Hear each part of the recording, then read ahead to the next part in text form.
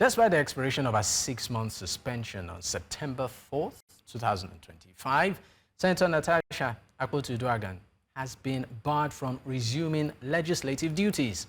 The Senate, in a letter signed by its Acting Clerk Dr. Yahaya Danzaria, cited the ongoing appeal at the Court of Appeal as grounds for maintaining the suspension. The lawmaker will represent Kogi Central had earlier secured a Federal High Court ruling declaring her suspension excessive and unconstitutional. But both parties have since appealed the judgment. Until the appellate court delivers its verdict, the Senate insists no administrative action will be taken to facilitate her return. Joining me to discuss this is Olufunke Baruwa. She's a gender and development expert and also a feminist. I also have Tijani, Jimoh, senior legal counsel. Gentleman and lady, thank you for your time. Thank you for having me. All right, let me start with you, Barrister Tijani. I mean, let's look at this from a legal standpoint first. The Senate or the House responded to a letter, and part of what they wrote in that letter would have the graphics come up. Part of what they wrote as the response for her not being able to resume at the House is that there seems to be a pending court case, and until there is, a response to that, the issue, for now, she would not be able to resume here. A seat in the House. Now, from a legal standpoint, does this hold water? Okay, so what I asked is, if I got you correctly, you were asking if from a legal standpoint. Yes. Maybe I should just read an excerpt of the response of the National Assembly to a letter. I'm going to paragraph 2. It says, I am further directed to inform you that your suspension was with effect from Thursday, 6th March 2025, and draw your attention to the fact that the subject matter of your suspension is presently before the Court of Appeal. The matter therefore remains sub judice, and until the judicial process is concluded, the Senate formally reviews the suspension in the light of the court's pronouncement. No administrative action can be taken by this office to facilitate your resumption. End of quote. Let me stop there. Your reaction? I think we're having a difficulty here trying to connect with Barrister Tijani. Let me direct my question to Olufunke Baruwa. She's a gender and development expert. It's great to have you. So your take, why is it within, is it fair for this House to say, you know what, Senator Natasha, for now, until there's a final court judgment on this matter, please do not resume? Thank you for having me. Unfortunately, we have found ourselves in this position as a nation, and honestly, for posterity, this is a very, very sad precedence. And I'm not a lawyer, and I would have loved to hear the response from the learned person who is also on the call. But it's to say that this is a sad day for democracy, and what's happening in the National Assembly should not happen in Nigeria. Unfortunately, we're here today. The instrumentality of the law is being used against Senator Natasha Akpoti-Uduaghan, and in very strict terms. If you look back in history at many senators or honorable members in the National Assembly who have done, maybe not something similar, but, other things in the past, even thrown chairs at each other, tried to jump over the fence of the National Assembly, stolen the mace. We could go on and on in terms of the misdemeanor or misconduct, as the case may be, that many members of the National Assembly have done in the past. There has been no high-handedness such as this that has been meted out to them. But unfortunately, we're here. I don't think that is a good position and a good place to be, because we're setting a precedence, and we know that with Nigeria, when something starts, there will be copycats. And that, for me, is the fear that I currently nurse in terms of what is happening right now. if this injustice stands, as Senator Natasha herself has mentioned quite a couple of times, the problem we're going to have on our hands is that different realms of power in the National Assembly and the state houses of assembly will begin to use this same MO method, and we don't want that to happen. So for me, there has to be a quick resolution of this matter, and the law should be followed. Unfortunately, even the instrumentality of the law itself, interpretations of the law itself, is being used, in untoward ways against Senator Natasha for this case. That, for me, is the sad reality, that the legal profession itself, the law itself, and justice, is being used against her. I mean, you seem to infer that it appears like as if the law or, the judicial system seems to be slightly compromised on this matter. But maybe I should just leave you for a moment and direct the same question to Barrister Jimoh. Barrister Jimoh, can you hear me now? Can you hear me? Yes, I can hear you. Good evening, Dr. Sorry, earlier I had a bit of a challenge connecting, but my connection appears to be stable now. Okay, great. It's great to finally have you. So I was asking earlier, the House did respond to her letter. She initially wrote a letter, dated 1st of this month, saying that her suspension will expire and that she would like, to resume sitting in the House, and also requested that all of course, the benefits that comes with it and the privileges and the authority also, being restated. But the House did respond, saying that there is a pending court case, and until that has been determined, they cannot, take any administrative step on it. So I would like you to speak on that caveat, because for some Nigerians, they feel that in spite of that, she should be able to represent her constituency. Yes, thank you. It's firstly what the House has done is quite appalling. The double standard. When this whole saga began, Senator Akpoti was already in court and had secured an interim order restraining the House from proceeding with the consideration of the report of the Ethics Committee. The House acknowledged service, the Senate did acknowledge service of the order on them, but then they raised an issue of separation of powers and went ahead in flagrant disregard of that order to suspend her. They went ahead in disregard of that to suspend her, and on the premise of the matter being sub judice, her petition, which she submitted to the Senate Committee on Ethics, was thrown out. And now, after the whole period of suspension has run its course, so now see the Senate turn around and try to use sub judice as a weapon to stop her from resuming her duties. It's quite unfortunate that we have to witness this, as this has no basis in law. So, sir, please confirm you can hear.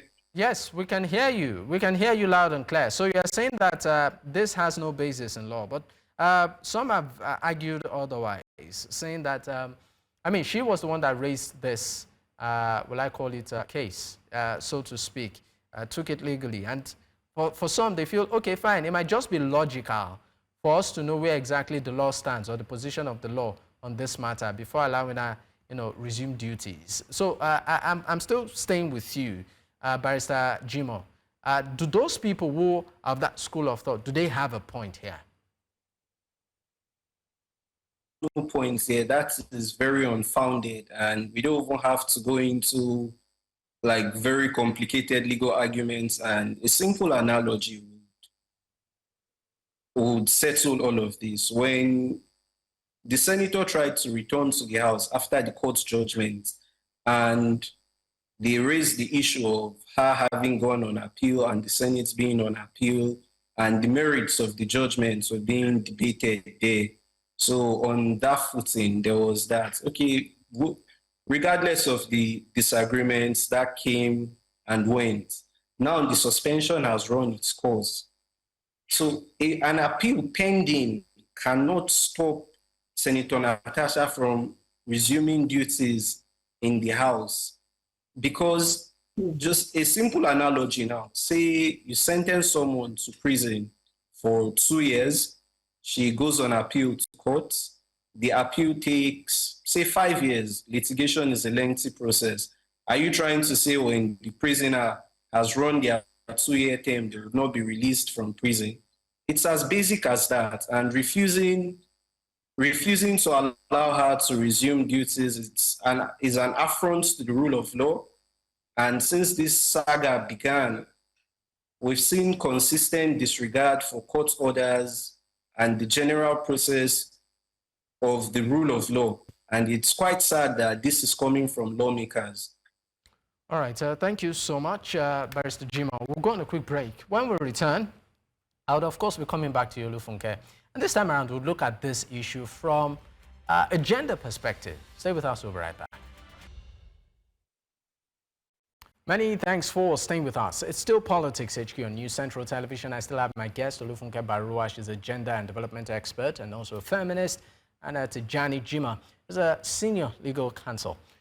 Gentleman and lady, thank you for staying with me. Olufunke, let me come to you, on this one. That there have been talks around maybe as to the treatment of this matter. Maybe if it wasn't a woman involved, maybe this issue would have been handled differently. Some have even made reference to the fact that, the reaction, even by some members of the House, some, digging deep into her private life, saying, she's been married a couple of times, some, being, for them, pretty much, a bit more condescending, that maybe if it was a man that was involved and not a lady, given the percentage of male and female in the House, maybe this issue would not have snowballed into what we are seeing. Do you think that what she's going through right now, I'm talking about Senator Natasha, largely has to do with her gender? Thank you. So I want to also agree with Barrister Tijani here and really say that the unfolding situation between the Senate and Senator Natasha Akpoti-Uduaghan raises important constitutional and democratic questions. And for me, there are also three big questions that I would like to, that I think it also raises. First, and I'll talk about the gender part. First is the constitutional weight of the court versus the political authority of the legislature. And I think Barrister Tijani also touched on that. The second, of course, is the balance between internal discipline in the Senate itself and the rights of an elected representative.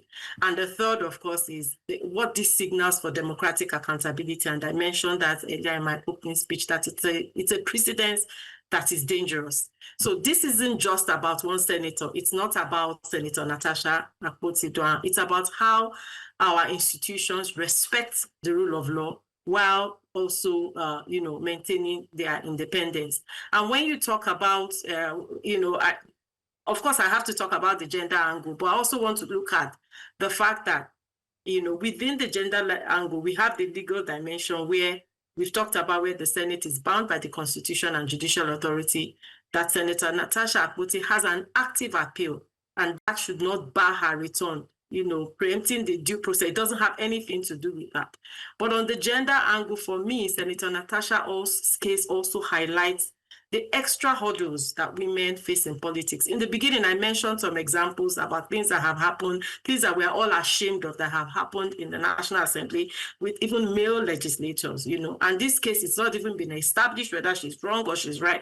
The judicial process, the process of justice hasn't even been given the opportunity to unfold itself before all these restrictions and suspensions are known. Already, Nigeria has one of the lowest rates of female political representation globally. And when institutions appear, to target or isolate women leaders, it sends a chilling signal, to other women aspiring to public office. For me, that's the important thing. So protecting due process here isn't just about one senator. It's about ensuring that women in politics are not disproportionately silenced, or delegitimized. So you're right. There's a gender. Sorry to interrupt you, but what do you also say, or how do you respond to, of course, concerns as regards the silence of other female representatives on this matter? One would have expected that women supporting women, you know, I mean, we saw civil society groups, you know, different voices at some point, but many have raised questions as regards female representatives in the House, some of them being silent. So you also have to understand that this is politics, and politics, unfortunately, does not really have a gender. What men can do in politics, women can also do. And when you're in a system where you are grossly outnumbered, what can 3 voices do? What can 4 voices do? That's not to say I support the positions of the current female senators in the National Assembly in terms of their stand with or against Senator Natasha. But we also have to, you know, put ourselves in their shoes and walk a mile in their shoes in terms of what number do they have. This is a space that is highly guarded. This is a space that is highly patriarchal. This is a space that one woman is already being used. As an example, of course, people need to be courageous, you know, and beyond the legal and political issues, we know that there is that gender question there. And we know that when women who succeed against the odds are always sidelined, you know, and that sends actually message that I said about inclusion and equality in our democracy. If we had maybe 30% of women or 40 or 50% of women in the House, they would have a voice. And this is not to protect them in terms of not being able to call them out. Of course, I wish that they had, you know, their voices were better and in solidarity with Senator Natasha Akpoti-Uduaghan. But it is what it is. The fact is that we still don't have the number, we still don't have the representation to even be able to take a stand. All right. Know, when push comes to shove, we are grossly outnumbered in that space. And it's not just women, even the men in the National Assembly. It would be great to see them as allies and as partners in progress. All right, thank you so much, Olufunke Baruwa. I'm coming to you now, Barrister Tijani Jimoh. Now, let's look at if there are legal, what I call it, legal options, particularly for our constituents. Because beyond Senator Natasha right now, this conversation extends to, she's an elected official. She was elected into the House to represent a constituency. So by extension, these people have not been represented or have no representation in the House. Are there, you know, legal angles where maybe our constituency can explore to say, you know what, beyond, you know, our issues with the floor of the House, we as Nigerians deserve to be represented? And are there areas they can explore to push this or fight for this? Thank you very much. So it's quite unfortunate the way this has unfolded. Like I mentioned earlier, in the judgments of my Lord Justice Binta Nyako, where she held the suspension to be excessive and overreaching the constitutional provisions, as this length of time would deprive the constituents of representation in the National Assembly. The courts are always open, but the downside to all of this is the length of time which litigation takes. And by the time these matters are eventually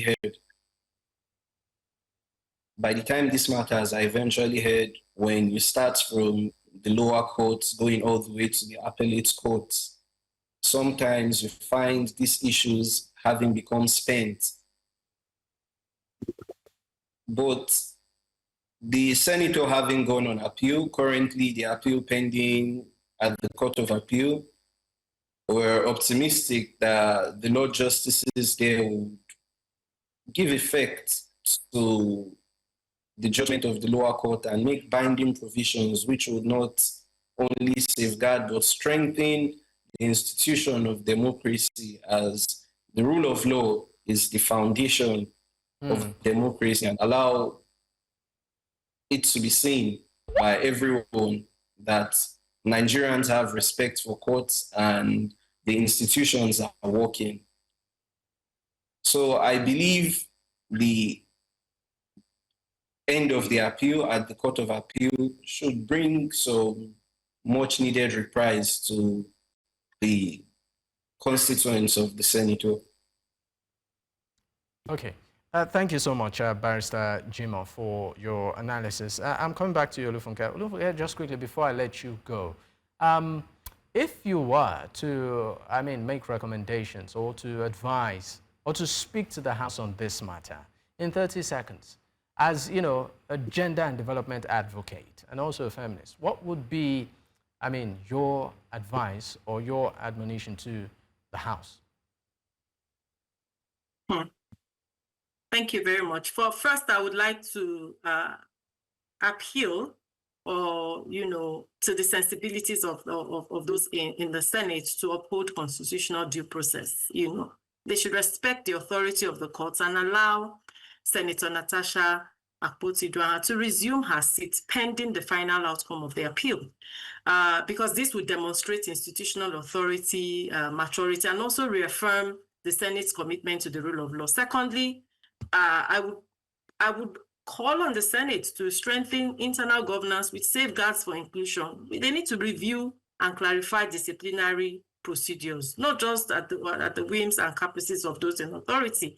They need to do this to ensure that, disciplinary procedures are transparent, they are consistent and free from all political bias, and integrate gender sensitivity into parliamentary process so that female legislators are not unfairly targeted, they're not sidelined or silenced. People should have the freedom to speak. For me, if they're able to do these things, first and foremost, uphold the constitutional due process and allow Senator Natasha Akpoti-Uduaghan to come back to the House and represent her constituency. Thank you. All right, I'd like to say a big thank you to you for your time on the program. Olufunke Baruwa is a gender and development expert and also a feminist, and Tijani, Jimoh, a senior legal counsel. Gentleman and lady, thank you for your time.